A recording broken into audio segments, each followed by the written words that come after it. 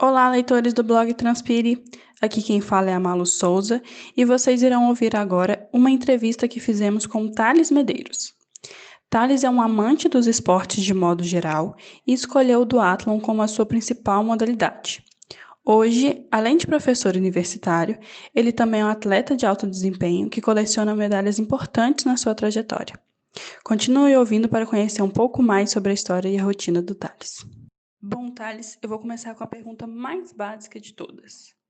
Quem é você? Quem é o Thales Medeiros? Com o que você trabalha? O que você faz nas horas vagas? E qual que é a sua relação com os esportes? A Thales Medeiros é um apaixonado por esportes.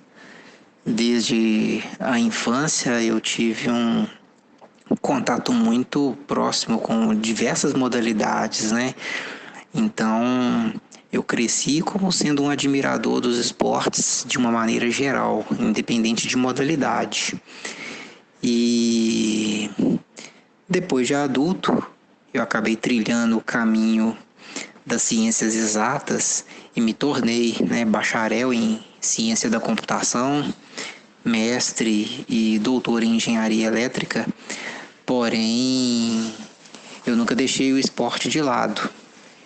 Hoje eu sou professor universitário da Universidade Federal de Ouro Preto, no campus de João Monlevade, que é a minha cidade natal, mas eu resido em Belo Horizonte, né? E elegi o duatlon como sendo a modalidade preferencial, né? A modalidade do corre, pedala e corre, né? São dois esportes muito tradicionais no mundo e são basicamente as coisas que eu mais gosto de fazer, que é correr e pedalar. Esses são meus grandes hobbies. O esporte também é o meu grande hobby. É a coisa que eu sou realmente apaixonado em fazer. E faço todos os dias com grande disposição. Tá? Esse é um pouquinho do Thales. Thales, você falou que começou a praticar esporte já quando criança, né? E que cresceu com a prática esportiva fazendo parte do seu dia a dia. Conta pra gente um pouquinho mais sobre como foi, né, a sua inserção na prática esportiva, quem foi que te levou para esse caminho, quem foram as suas inspirações, principalmente nesse período, né, de criança e juventude, e quais foram essas modalidades que você começou praticando. A minha história esportiva, que começa nessa minha infância, por volta dos, se não me engano, 6 anos de idade, ela deu-se nas artes marciais. Né? Eu comecei fazendo Kung Fu. Né? A minha mãe teve a ideia de me colocar nas aulas de Kung Fu. Realmente não lembro qual foi a razão, sabe? Hoje eu fico me pensando assim, por que Kung Fu, né? Não sei, realmente eu não sei explicar. Mas foi a primeira prática esportiva que eu tive contato, né? Com aulas orientadas, né? 2 vezes por semana.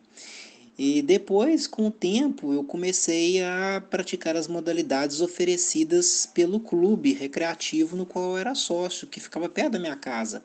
E entre elas veio a iniciação ao voleibol, o futsal, né? Depois ali no início da adolescência, né? E na minha adolescência toda, o futebol de campo. Também cheguei a praticar dentro da escola municipal o basquete, né, participando inclusive de jogos escolares. Por mais que eu seja incrivelmente baixo, né, eu tenho 1,65 m, mas para jogos amadores e nessa fase não fazia muita diferença, né, era viável, né, eu ser atleta de basquete. E tive uma boa experiência com o basquetebol, né, e também pratiquei tênis de mesa, né, também como jogos escolares, representando a minha escola na cidade. Então, ou seja, tem várias modalidades aí.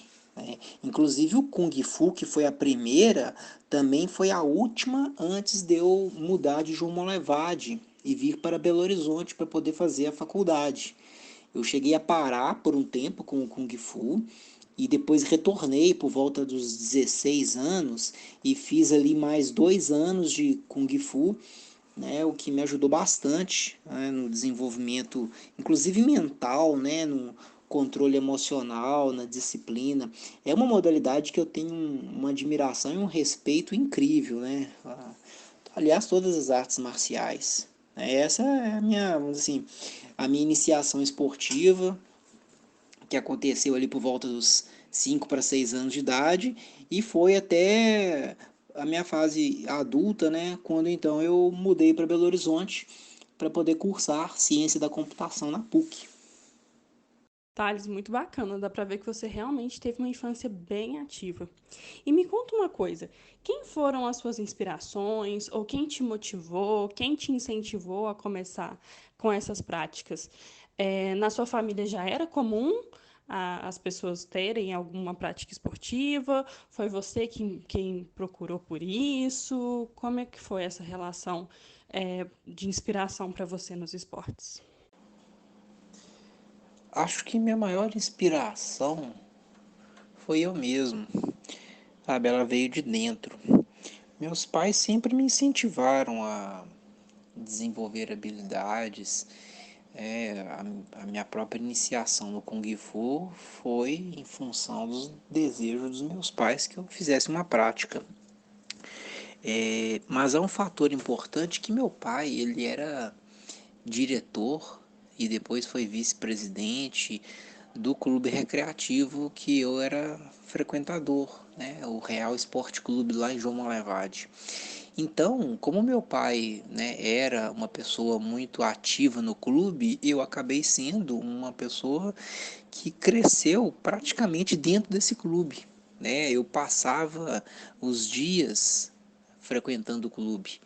E aí, então, obviamente, eu acabei me inserindo nas modalidades que eram oferecidas lá dentro. Então eu tinha aula na parte da manhã, por exemplo, e aí a parte da tarde, depois de completar lá as lições de casa, eu ia para o clube. Ou era o dia do futsal, ou era o dia do basquete, ou era o dia do vôlei, ou então era simplesmente para poder brincar. Porque ali, no, vamos dizer, ali na década de 90, a gente não tinha tantas outras atrações para fazer a não ser ir para a rua ou ir para algum espaço, né, público para a gente se divertir. Então a minha infância e adolescência era de convívio com amigos, né, nos espaços que a gente tinha. E o clube recreativo da minha cidade era o espaço que eu mais frequentava. Então, por volta dos 9 anos de idade até os meus 17 para 18 anos, eu frequentava o clube de 4 a 5 vezes por semana durante horas. Então, aí eu tinha toda uma disposição para poder frequentar, né, todas essas modalidades que eu já citei. Agora, as inspirações, além dos meus pais terem, né, essa, vamos dizer assim, terem me dado esse empurrão, eu tinha as inspirações de pessoas conhecidas, né? Eu tinha inspirações de atletas que, por mais novo que eu fosse, eu já tinha contato.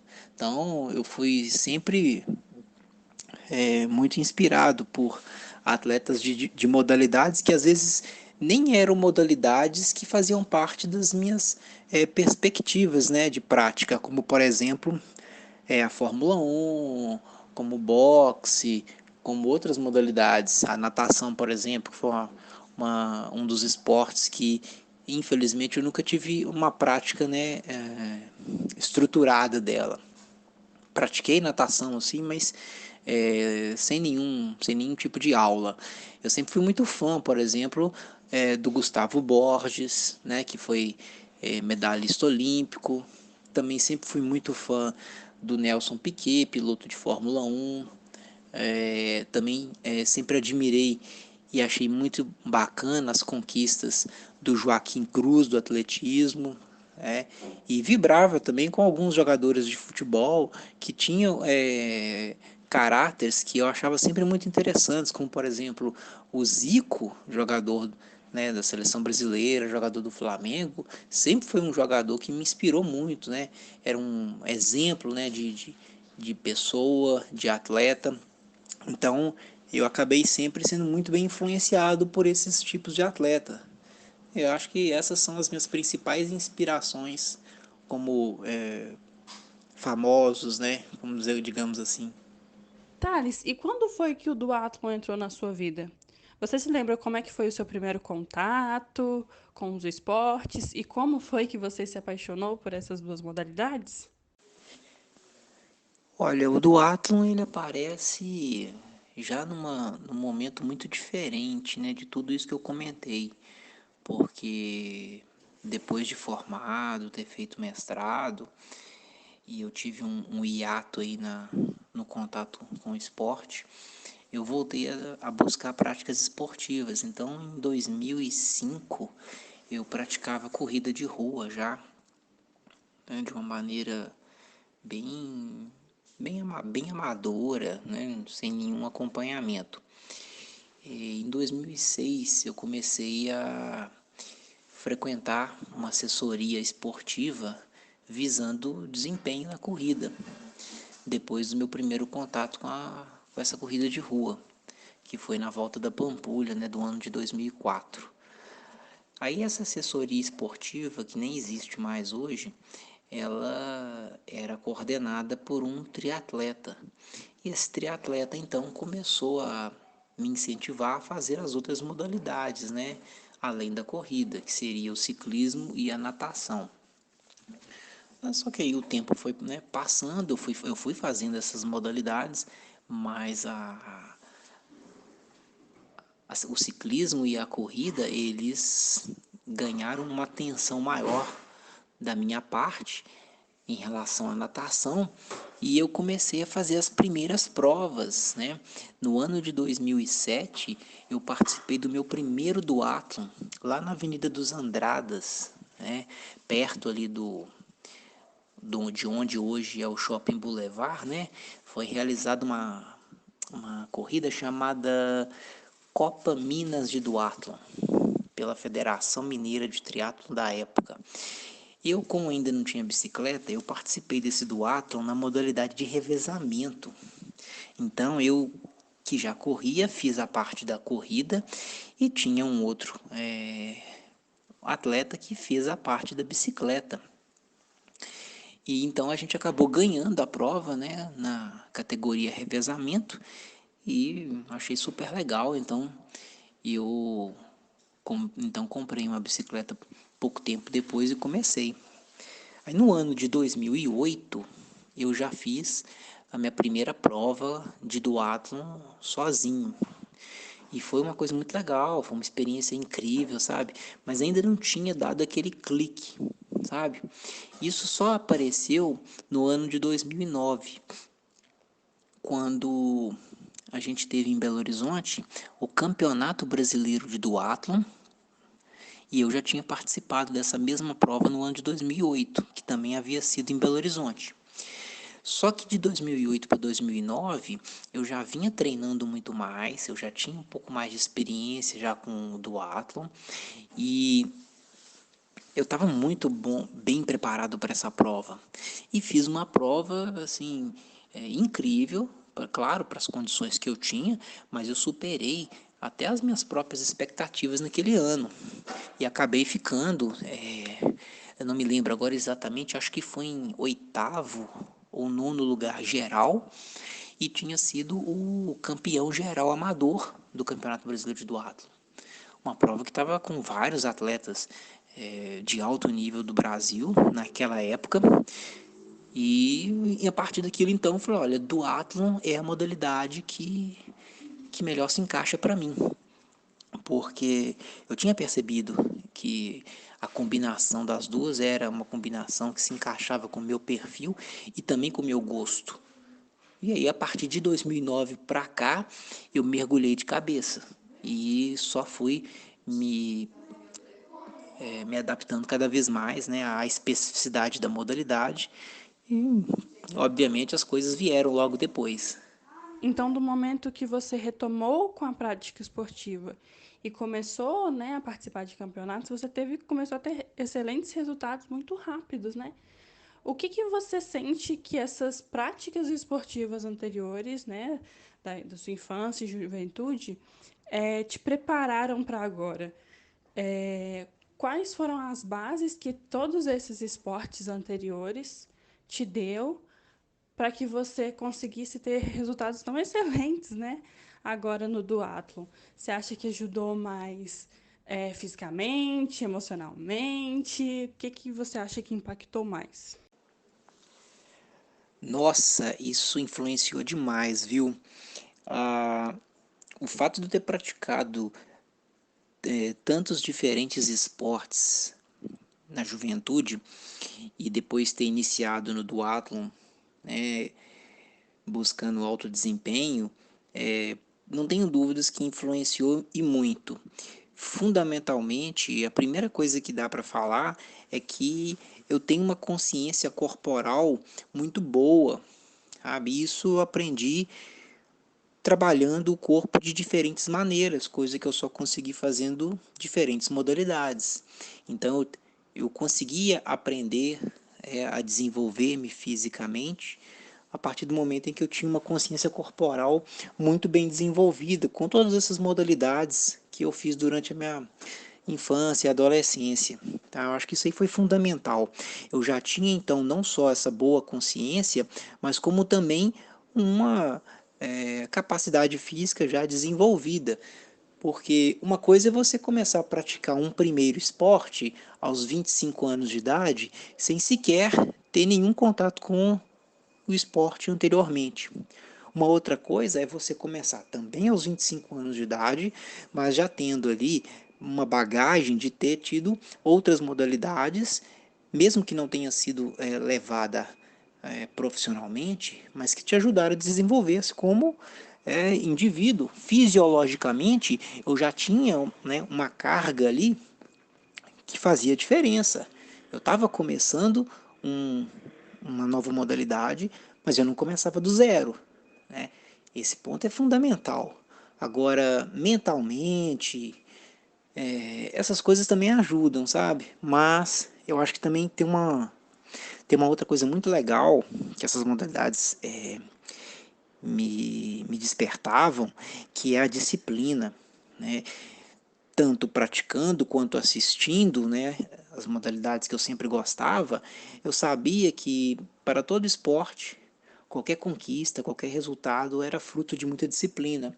Então eu já começava a me dedicar ao duatlon sabendo que se eu buscava desempenho, se eu estava correndo atrás de alguma coisa realmente importante para mim, eu sabia que eu ia precisar de muita disciplina, dedicação, foco, sabe? Então eu já começava essa modalidade tendo essa consciência de que isso era necessário e isso fazia parte de todas essas outras modalidades que eu já tinha praticado anteriormente. Então acho que isso é muito importante ressaltar.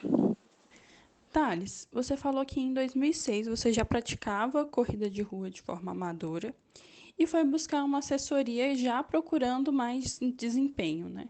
O que que te levou a fazer essa escolha, né? De sair do amador e procurar por alto desempenho, por performance. E o que que te levou a querer ter este nível de dedicação pelo duatlon? Nossa, essa é uma coisa muito fácil para explicar, porque na verdade, quando eu comecei como amador, a ideia já era performance. Só que eu não conhecia assessoria na época. No ano de 2005, as assessorias esportivas para corrida de rua, elas estavam ali engatinhando, né? A corrida de rua no Brasil ela estava vivendo um crescimento ainda, era um processo inicial. Então, eu só não pensei nisso antes porque eu não tinha conhecimento da existência de assessorias. Foi a partir do momento em que eu participei de algumas corridas de rua, como por exemplo a corrida de rua do estado de Minas, que era mais ou menos no meio do ano, depois a volta da Pampulha, e depois tinha uma outra que era 4 ou 5 dias depois da volta da Pampulha, que era a corrida comemorativa do aniversário de Belo Horizonte, é que eu comecei a ver ali algumas tendas de assessorias e pessoas que pertenciam a elas. Aí eu falei, pô, existe algum negócio para isso, tem treinadores que, né, podem me ajudar. Então eu não tive dúvidas, né? Em 2006, procurar uma assessoria esportiva, e quando a gente sentou para conversar, a primeira pergunta que o treinador me fez foi exatamente essa: qual que é o seu objetivo com a corrida?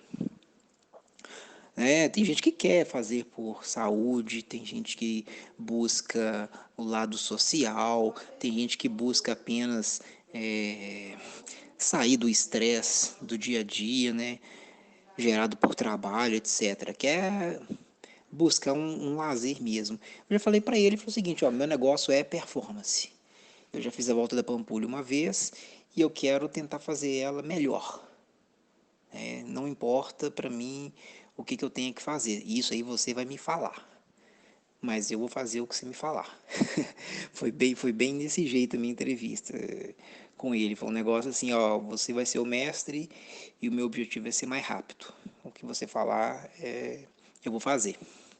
Então essa que foi assim, foi a forma como eu procurei assessoria. Eu já estava já em busca do alto desempenho, né? Parece que já o fato de eu ter vindo desde novo praticando esportes e vendo atletas, né, buscando a excelência que eles desenvolviam, eu já tinha isso, né, brilhando nos meus olhos, o quanto era legal ver atletas se superando, quebrando recordes, né? Então eu falava: poxa, até onde será que eu posso ir? Claro, sem ser um profissional, mas até onde será que eu consigo ser o melhor de mim como corredor e depois como ciclista? Essa era a grande pergunta que eu tinha a tentar responder. E aí eu fui em busca de descobrir Não, isso. realmente é incrível. Como você falou, cada pessoa vai ter a sua motivação, tanto para começar quanto para permanecer no esporte, né? Mas quando a gente está falando de atletas de alta performance, a coisa muda um pouquinho de figura, porque é outra rotina, é outra alimentação, é a quantidade, né, de tempo de treinamento é outra. Como é que você faz para conciliar essa sua rotina de atleta com a sua rotina de professor? Conta pra gente um pouquinho como é que é o seu dia a dia, como é que ele era, né, antes da pandemia, e também como está sendo agora, durante a quarentena.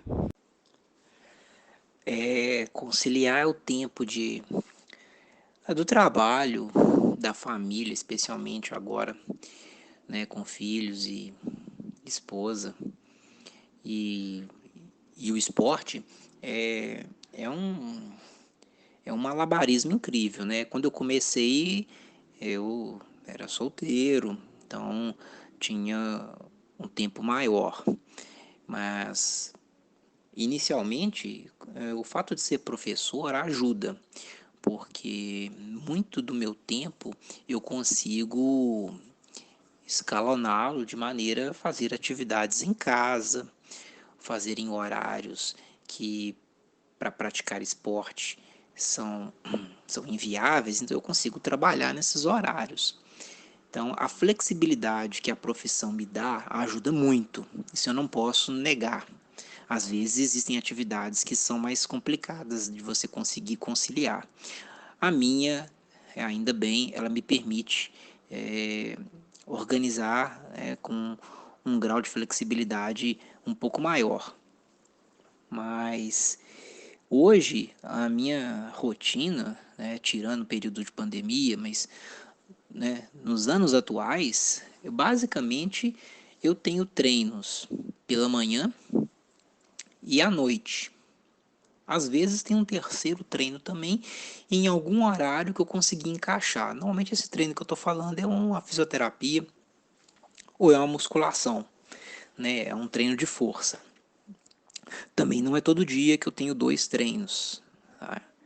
Agora, eu consigo, por exemplo, fazer esse agendamento dos meus treinos dependendo dos horários das aulas que eu tenho na universidade.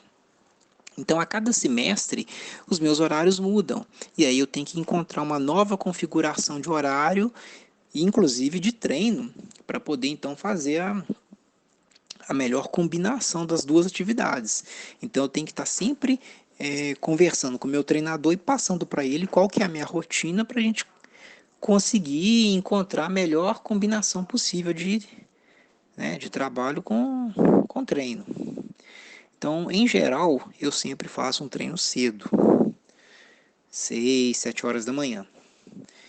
E dependendo do dia, por exemplo, se eu tiver aula na faculdade de noite, aí eu tenho que fazer os treinos ou todos de manhã, ou então eu consigo fazer um treino de manhã e consigo fazer um outro ali de tarde, né, se eu não tiver aula na parte da tarde.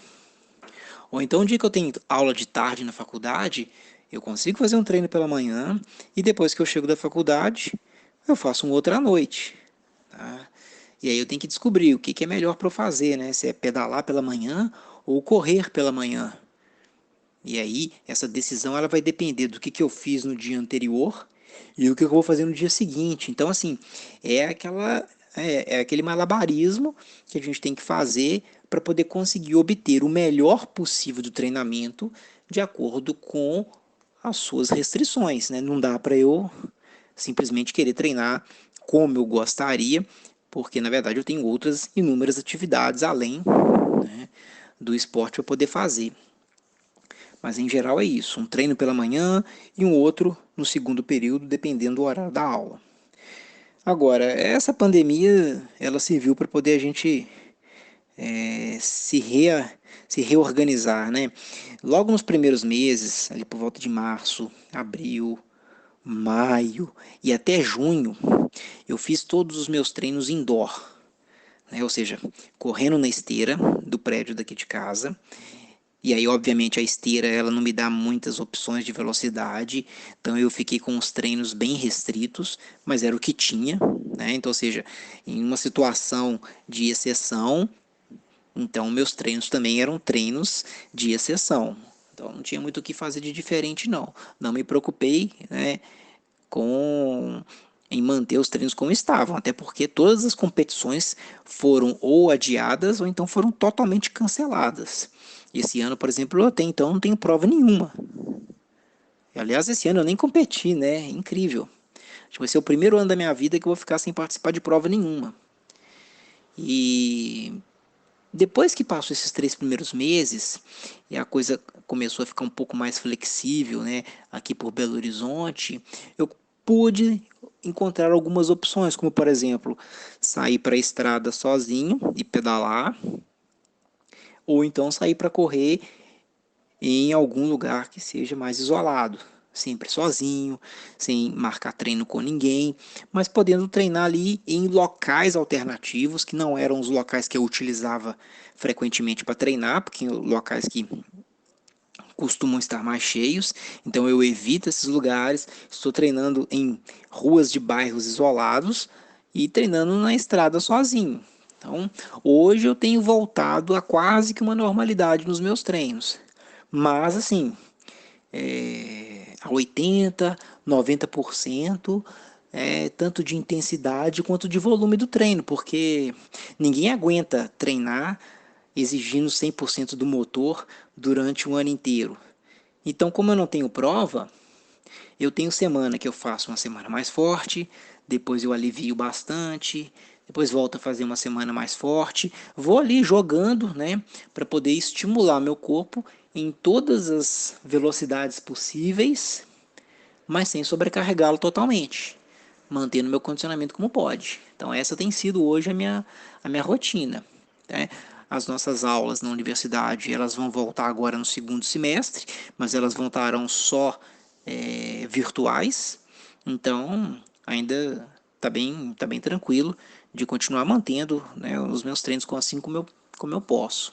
Tá? Essa é a rotina louca, né, de quem resolve treinar para se desafiar e ainda assim tem que dar conta de trabalho, de família, de tudo, né? Mas quando a gente gosta muito de alguma coisa, e é o caso, a gente se desdobra, porque na verdade treinar para mim é um prazer, tá? Então não é sacrifício. Realmente, é uma rotina, no mínimo, diferente, assim. E você falou que treinar para você, né, é um prazer, é satisfatório. Mas Como você faz para lidar com esses dias que às vezes a gente não acorda tão bem, ou que a motivação não está tão em alta, ou que às vezes aconteceu alguma coisa na vida, no trabalho, com a família, que deu aquela desmotivada, e mesmo assim, às vezes a gente tem que dar um jeito de treinar, ou então desistir do treino naquele dia. Como é que é essa relação de treino e dias difíceis para você? O que que você costuma fazer nesses dias? Ah, ter momentos de desânimo são coisas bem frequentes, né, na vida de todo mundo. Na minha não é diferente, não.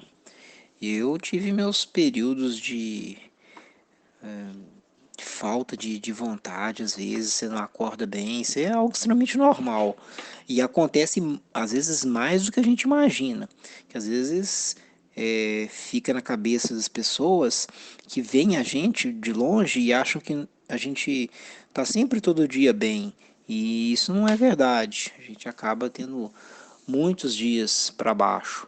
Eu já tive períodos em que eu não consegui superar isso, né? Só que o que acontece? Como eu estava sempre muito determinada a buscar os meus objetivos, nesses períodos em que eu me, vamos dizer assim, auto-sabotei, eu acabei tendo resultados que foram realmente condizentes com aquilo que eu fiz, ou melhor, né, com aquilo que eu deixei de fazer. E então eu percebia o tamanho, né, do impacto que tinha essas autossabotagens, né? E passei a levar a coisa a mais, né, de uma maneira mais séria. Então, duas coisas que eu sempre coloquei para mim, são duas regrinhas, né? A primeira delas era a seguinte: a chave do treinamento é a consistência. Então, um treino, por pior que ele seja, ele vai ser melhor do que nenhum. Então, se eu fizer um treino nota 5 numa escala de 0 a 10 aí, pô, 5, né, numa escala de 0 a 10 é bem ruim, se a gente pensar no 10. Mas e se eu pensar que talvez eu nem tivesse saído de casa? Então, 5 não é deixar de ganhar 5 pontos e chegar no 10, mas é ganhar 5 ao invés de ficar com 0. Então, todo treino soma. Na pior das hipóteses, soma pouco, mas soma sempre alguma coisa. Então eu sempre coloquei isso na minha cabeça. Quando eu internalizei isso na minha rotina, eu comecei a sair para treinar independente de estar bem ou não. E isso gerou resultados significativos, sabe? Foi uma forma de mudar a minha lógica de pensamento. E aí uma segunda coisa que eu adotei para mim também foi perceber o que acontecia comigo nos dias em que eu realmente não estava legal para treinar e mesmo assim eu treinava. E independente de como saía o treino, quando eu voltava para casa, eu estava melhor. Então, por pior que eu estivesse no dia, eu já tinha percebido ao longo de várias outras situações que sempre que eu saía para treinar, eu ia voltar melhor.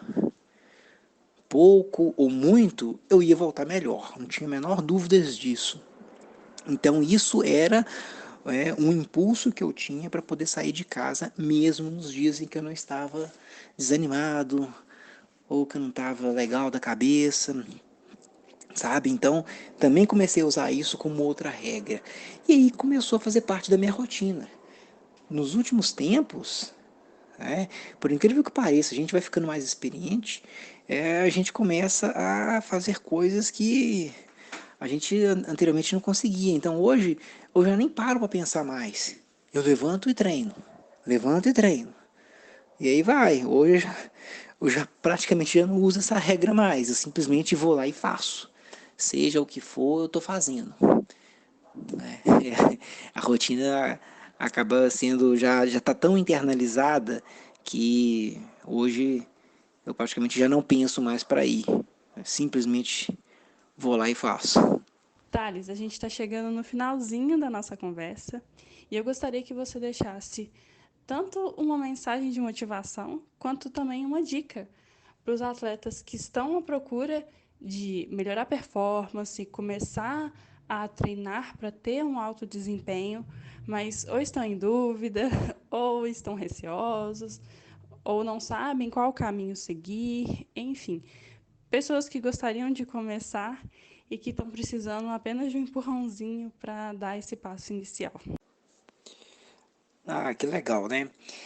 Poxa, se eu fosse dar uma dica, fosse dar uma sugestão, né, para quem realmente gostaria de fazer algum esporte, quem gostaria de começar a treinar, né, por exemplo, no nosso caso aqui que é corrida, ou ciclismo, ou natação, né, ou qualquer outro esporte, eu faria o seguinte, eu olharia para mim mesmo e pensaria o que eu hoje, com a experiência que eu tenho, faria se eu pudesse voltar no tempo, né? Será que eu fazia alguma coisa de diferente? Eu acho que a decisão que eu tomei lá em 2006, ela talvez ela pudesse ser tomada um ano antes, que era procurar um profissional que pudesse me orientar, sabe? Muito mais do que ser instruído, né, tecnicamente para poder fazer as sessões de treino, o treinador ele sempre foi para mim um motivador, sabe? O treinador ele se via para mim como um amigo, como um psicólogo, mas fundamentalmente ele era um motivador. Era alguém que conseguia ver aquilo que eu fazia e sabia colocar para mim as palavras certas na hora certa. E obviamente aquilo tinha um efeito positivo muito grande para mim, para poder continuar fazendo com que eu buscasse os meus objetivos. Então, assim, a melhor coisa que eu poderia sugerir é procure um treinador. Sabe, o treinador ele vai te evitar a cometer barbeiragens, né? Perder tempo em algo que você poderia estar alcançando de uma maneira mais rápida. Eu acho que essa é a principal contribuição que eu poderia dar para todo mundo que estiver ouvindo aí. Procure um bom treinador. Procure um treinador que já tem uma experiência com aquela modalidade, alguém que vivencie o esporte, porque eu acho que isso é muito importante. Um treinador que realmente se envolva com aquela modalidade, tem história com aquele esporte, já tenha treinado outros atletas, outras pessoas, já está ali com alguns anos de estrada na modalidade para poder te orientar. E que você então vá de cabeça, sem medo, porque se você não mergulhar de cabeça nos seus sonhos, eles não vão cair no seu colo da noite para o dia. Você vai precisar de suar muito, vai precisar de trabalhar muito, mas é só fazendo com paixão, com muita dedicação e principalmente com muito prazer, né? Porque o esporte, afinal de contas, para nós, né, ele é um grande hobby, né?